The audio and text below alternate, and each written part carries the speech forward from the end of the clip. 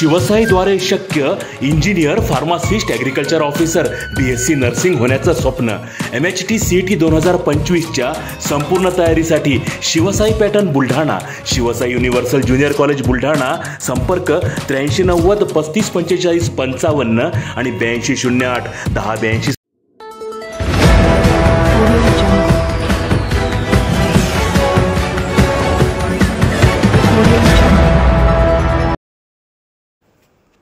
सत्ताधारी आमदारांकडून प्रभाग रचना, जिल्हा परिषद गण निर्मिती संदर्भात हस्तक्षेप होत असल्याचा आरोप. महाविकास आघाडीच्या नेत्यांनी घेतली जिल्हाधिकाऱ्यांची भेट. आगामी स्थानिक स्वराज्य संस्थेच्या निवडणुकीच्या अनुषंगाने बुलढाणा शहरासह जिल्हाभरात प्रभाग रचना, जिल्हा परिषदेचे गट आणि पंचायत समिती गणांच्या निर्मिती संदर्भात सत्ताधारी पक्षाच्या आमदारांकडून राजकीय हस्तक्षेप होत असून अधिकारीही त्यांच्या दबावाखाली काम करीत असल्याचा आरोप महाविकास आघाडीच्या नेत्यांनी केला आहे. ही प्रक्रिया अतिशय पारदर्शकपणे पार पडावी, प्रशासकीय कामात वाढलेला राजकीय हस्तक्षेप थांबवावा, यासाठी आज महाविकास आघाडीच्या नेत्यांनी जिल्हाधिकाऱ्यांची भेट घेतली आहे. आज या ठिकाणी महाविकास आघाडीच्या माध्यमातून आम्ही माननीय जिल्हाधिकारी यांना मागण्यांचं एक निवेदन दिलेलं आहे.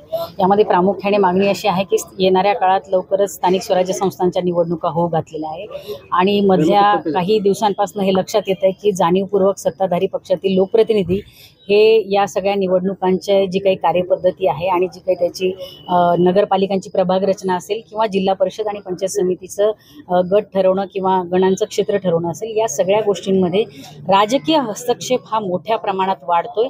आणि हे लक्षात आल्यामुळे आमची माननीय जिल्हाधिकाऱ्यांना या ठिकाणी विनंती आम्ही केलेली आहे की ही सगळी जी काही प्रक्रिया आहे, प्रभाग रचनेची असेल, वार्ड रचनेची असेल किंवा त्या ठिकाणी जिल्हा परिषद आणि पंचायत समितीच्या गणांचं आणि गटांचं क्षेत्र निश्चिती असेल, या सगळ्या रचनेमध्ये कुठल्याही पद्धतीचा राजकीय हस्तक्षेप हा होऊ नये.